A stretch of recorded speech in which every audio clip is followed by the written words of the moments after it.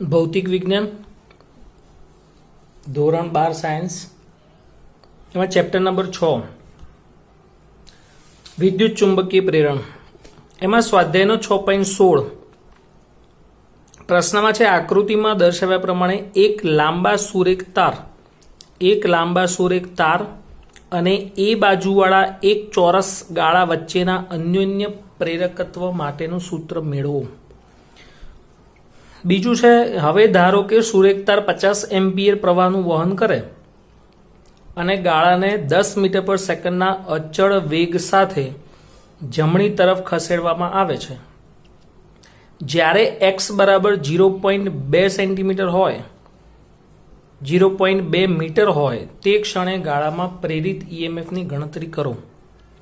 અહીં એનું મૂલ્ય 0.1 મીટર લો અને ધારો કે ગાળો મોટો અવરોધ ધરાવે છે. તો સૌપ્રથમ આપણે પહેલાં અન્યોન્ય પ્રેરકત્વ શોધવું છે અને અન્યોન્ય પ્રેરકત્વ માટે આપણે ચુંબકીય ક્ષેત્ર શોધવું પડે. એના માટે ચુંબકીય ફ્લક્સ જોઈએ. તો આપણે આ આકૃતિ અહીંયા ફરીથી દોરી છે. આ અતિલાંબો વાહક તાર છે. ધારો કે અતિલાંબા વાહક તારથી r જેટલા અંતરે dr જાડાઈનો કોઈ આડછેદ છે. અતિલાંબા તાર વડે ઉત્પન્ન થતા ચુંબકીય ક્ષેત્ર વડે આડછેદ પાસે સંકળાયેલું ચુંબકીય ફ્લક્સ ધારો કે ડી છે. તો આપણે સામાન્ય રીતે ચુંબકીય ફ્લક્સનું સૂત્ર શું ભણે ફાઈ બરાબર BA. પણ અહીંયા આપણે જો આડછેદની વાત કરીએ તો આડછેદ સાથે સંકળાયેલું ચુંબકીય ફ્લક્સ ડી બરાબર BDA. જ્યાં B શું છે ચુંબકીય ક્ષેત્ર કોના વડે ઉત્પન્ન થાય તો અતિલાંબા તાર વડે. અને આપણે ચોથું ચેપ્ટર ભણ્યા અતિલાંબા વાહક તાર વડે ઉદ્ભવતા ચુંબકીય ક્ષેત્રનું સમીકરણ μ0 I/2πr થાય. DA એટલે આડછેદનું ક્ષેત્રફળ એટલે લંબાઈ ગુણ્યા પહોળાઈ તો એ જ થશે અને લંબાઈ એ dr છે તો આડછેદનું ક્ષેત્રફળ થાય dr into a.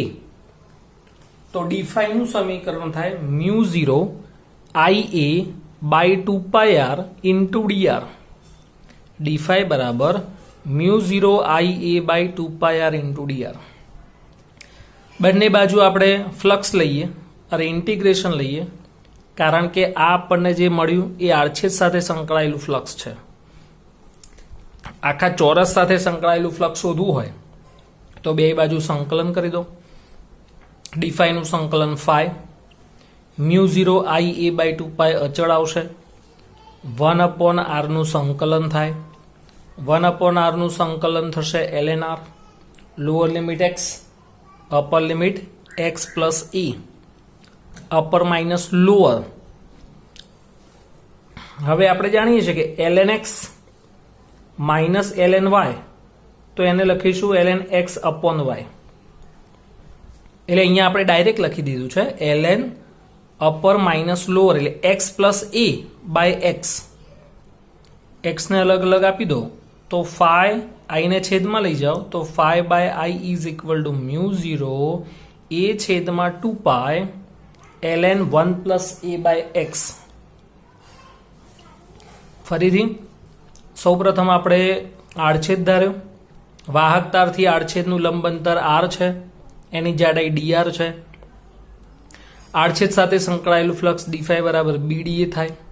B એટલે ચુંબકીય ક્ષેત્ર કોનું અતિલાંબા વાહક તારનું જેનું સૂત્ર આપણે ચોથા ચેપ્ટરમાં ભણ્યા μ0 I/2πr. DA એટલે આડછેદનું ક્ષેત્રફળ dr into a. આ આપણને મળ્યું આડછેદનું ચુંબકીય ફ્લક્સ.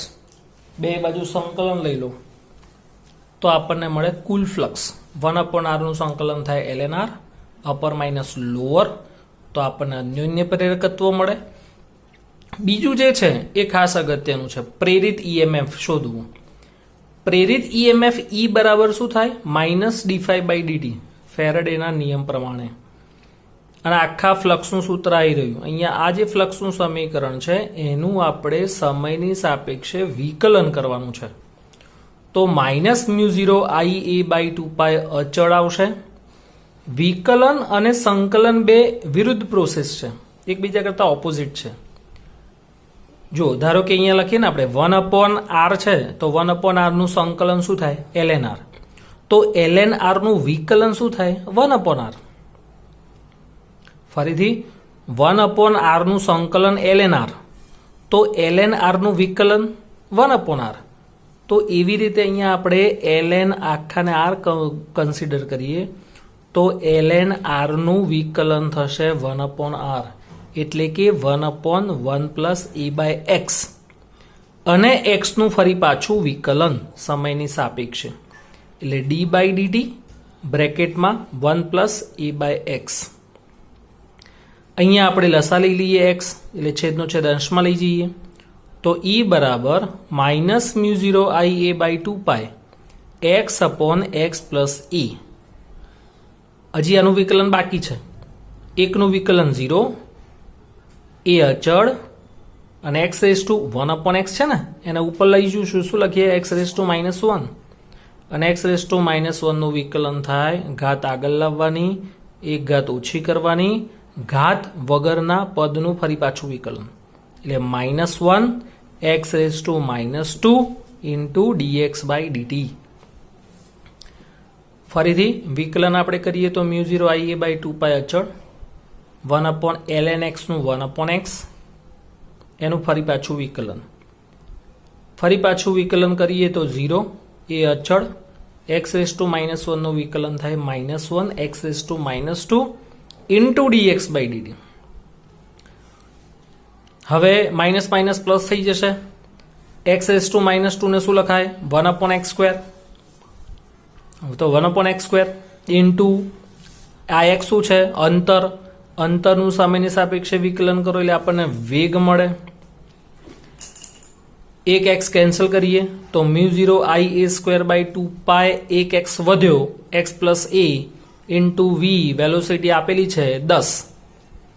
હવે બાકીના તમામ મૂલ્યો આપેલા છે.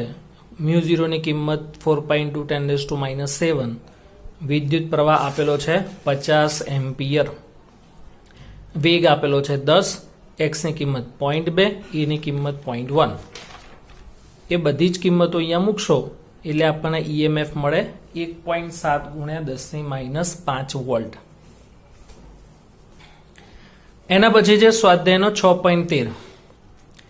એક શક્તિશાળી લાઉડસ્પીકરના ચુંબકના ધ્રુવો વચ્ચે ક્ષેત્ર માપવું છે.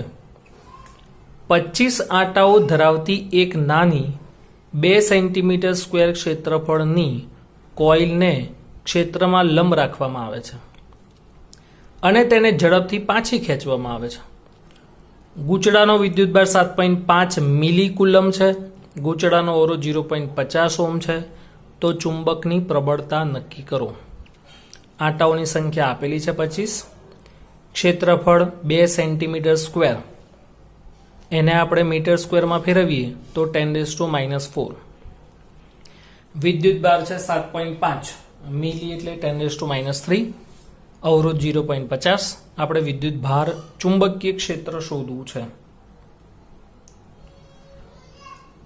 તો આપણે જાણીએ છીએ ત્રીજું ચેપ્ટર પ્રવાહ વિદ્યુતમાં આપણે ભણ્યા Q = IT થાય. તો Q = I∆t. વિદ્યુત પ્રવાહનું સમીકરણ ઓહ્મના નિયમ પ્રમાણે V/R થાય, પણ અહીંયા આપણે લખીશું E/R. તો અહીંયા લખવાનું E/R × ∆t. ફેરાડેના નિયમ પ્રમાણે E = ∆ કેન્સલ થશે. તો Q બરાબર સમીકરણ શું મળ્યું? ∆Q = ∆∅/R. પરંતુ એટલે એને સાદી રીતે જેમ આપણે આવી રીતે લખીએ ને કે I બરાબર શું થાય તો ∆Q/∆t, તો એનું સાદું સમીકરણ I = Q/T પણ લખાય. એમ ∆Q = ∆∅/R, તો એ સાદી રીતે Q = ∅/R પણ લખાય. વળી ∅ શું છે? ચુંબકીય ફ્લક્સ, જેનું સૂત્ર છે BAN. તો ∅ની જગ્યાએ BAN મૂક્યું. બેને સૂત્રનો કરતા બનાવો એટલે R Q ની સાથે ગુણાકારમાં જશે, A અને N છેદમાં આવે. બાકી તમામ કિંમતો હવે મૂકો તો Q એટલે વિદ્યુત ભાર છે, R એટલે અવરોધ, A એટલે ક્ષેત્રફળ અને N એટલે આંટાઓની સંખ્યા. ગણતરી કરશો એટલે આપણને ચુંબકીય ક્ષેત્ર મળે 0.75 ટેસ્લા. તો આ સ્વાધ્યાયનો 6.13 દાખલો હતો. તમે વિદ્યુત ભારનું ડાયરેક્ટ સમીકરણ પણ યાદ રાખી શકો. વિદ્યુત ભારનું સમીકરણ Q બરાબર phi/r અને પછી phi બરાબર BAN. એની આગળનું જે ઉદાહરણ સ્વાધ્યાયનો દાખલો હતો 6.16 એ મોસ્ટ IMP દાખલો. આડછેદ ધારીને પછી ચુંબકીય ફ્લક્સ શોધવાનું, પછી સંકલન લેવાનું એટલે ફ્લક્સ મળે, અરે અન્યોન્ય પ્રેરકત્વ મળે, અને પછી આ જે ચુંબકીય ફ્લક્સ છે એનું આપણે વિકલન કરીશું. તો આ લાસ્ટ આ ચેપ્ટરના 2 દાખલા હતા, સ્વાધ્યાયનો 6.16 અને 6.13.